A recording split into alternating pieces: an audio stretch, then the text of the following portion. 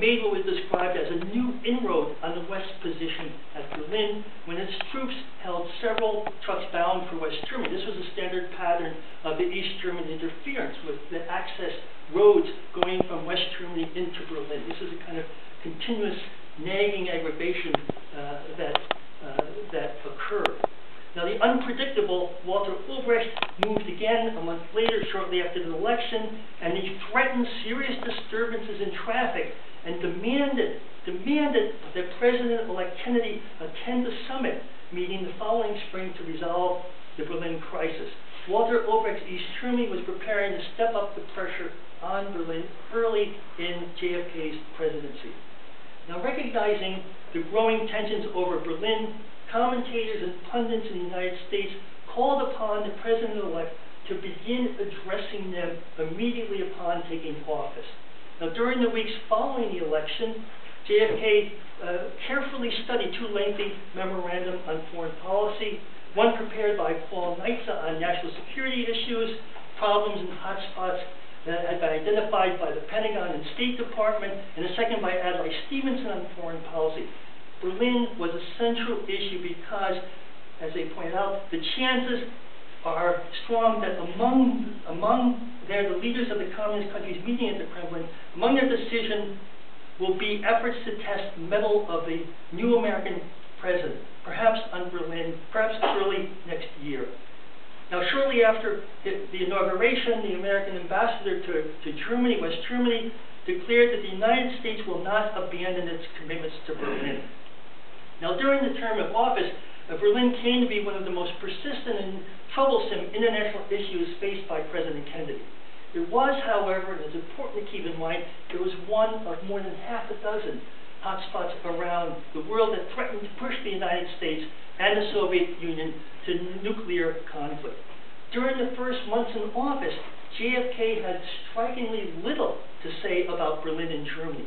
Neither was mentioned in his inaugural speech or the State of the Union. At February the 1st, 1961, at a press conference, the president was asked specifically about Berlin, not having mentioned it, and he answered succinctly. There's been no change in the situation, and his views remain constant with that of the previous administration. His statements, or lack of statements, really reflected the views of the State Department, which in 1961 noted, however impelling the urge to find some new approach to the Berlin problem, the facts of the situation strictly limit the practical courses of action open to the West. There wasn't much that could be done. JFK was quietly weighing his options, waiting for the next move by Khrushchev or Ulbricht. Now, as the president explained to the West German foreign minister in the spring of 1961, as he explained to the West German chancellor in the spring of 1961, as he explained to Willy Brandt, the mayor of West Berlin, in the spring of 1961 and successive visits, that he was anxious to have the Germans understand the reason why his administration has so far been silent on the German question.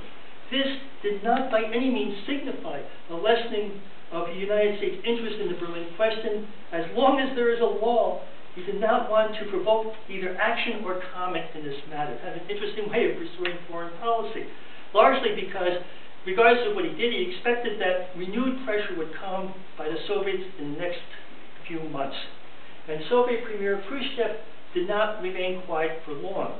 Already in January 1961, he had reiterated the call for a separate peace agreement with East Germany.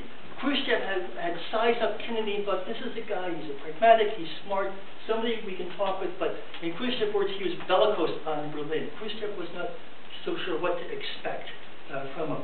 In any case, Khrushchev made it clear in early 1961 that he would not shrink from war if the capitalist and imperialist powers resist the communist victory in Berlin.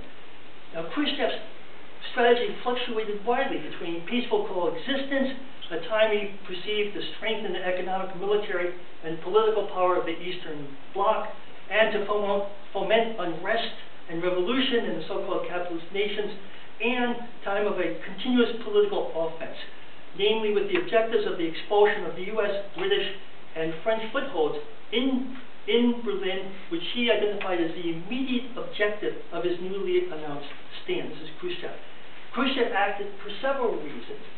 Even though he had previously, in a note to Richard Nixon, when Nixon was vice president, he said, there's no reason to go to war over Berlin. I mean, he kept dismissing Berlin as kind of a thing that nagged him like that. He said that Khrushchev felt the need to act because Berlin was a convenient point for leveraging and pressuring the West to get concessions on other areas. His prestige was involved. Pressure from Walter Ulbricht, the head of East Germany, was a real concern to him, and Khrushchev recognized that the current situation in Berlin threatened the stability of East Germany. Now, as tension rose in the spring of 1961, JFK directed the Department of Defense to report to him promptly on military planning for a possible crisis over Berlin.